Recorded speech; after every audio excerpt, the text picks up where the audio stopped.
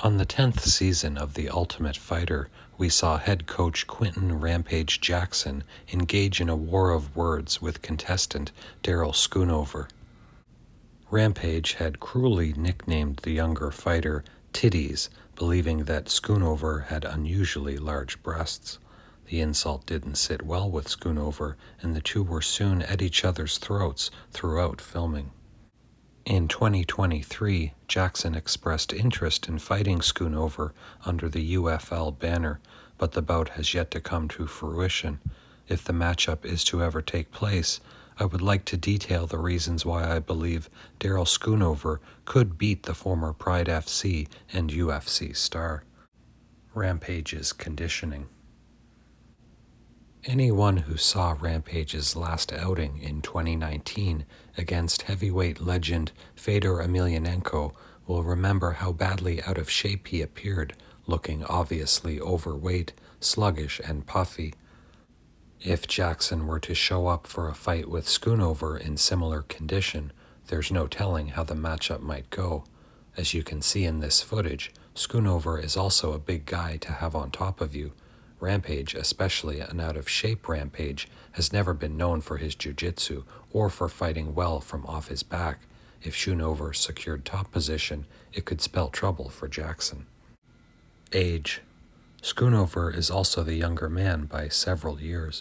As we all know, fighting is a young man's game, and although Schoonover hasn't fought in years, the age difference could be just enough to give Schoonover the advantage.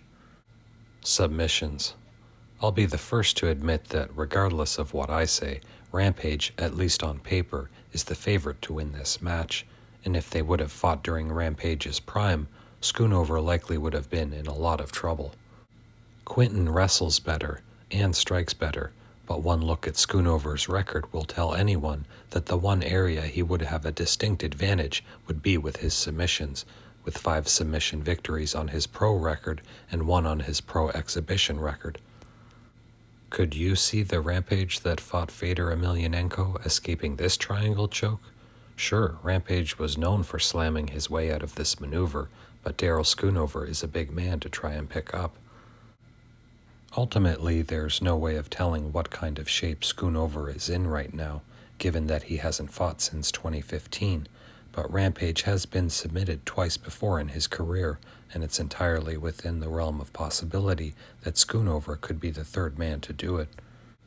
And I know there's no comparing their records.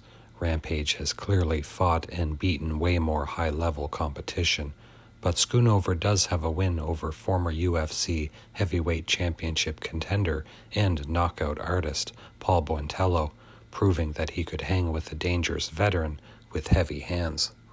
And before anyone goes insane in the comments section, just remember, upsets happen in fighting all the time. And let's be honest, I'm a big fan of Jackson, who insists that he did not bully Schoonover during their time together on The Ultimate Fighter, but a mere rewatch of Season 10 could tell anyone that Rampage absolutely was bullying the younger man. Schoonover was a contestant who had much less experience and success than his tormentor, and yes, fighting is a rough sport. People have disagreements and get in each other's faces sometimes, but Rampage was in a coaching position. It was one thing to insult his rival coach, Rashad Evans, but bullying Schoonover, however entertaining to watch, was quite petty and mean-spirited. Jackson was in a position to set a positive example for the younger fighters and to make the show about them, but instead he opted to make it about himself. Is it really any wonder why we saw 2 of Rashad Evans' fighters in the finale and none of Jackson's? I don't say any of this because I dislike Rampage. He's a legend in the sport who will always be known for his immense talent and natural athleticism, as well as his highly entertaining and likable personality outside of the cage. Schoonover, despite his quieter, more pedestrian career, showed great fortitude during his time on The Ultimate Fighter Season 10. He didn't just lay down and accept Rampage's bullying. He stood up for himself in the face of intimidation and harsh ridicule. That's all for now. Let me know who you think would win this epic grudge match.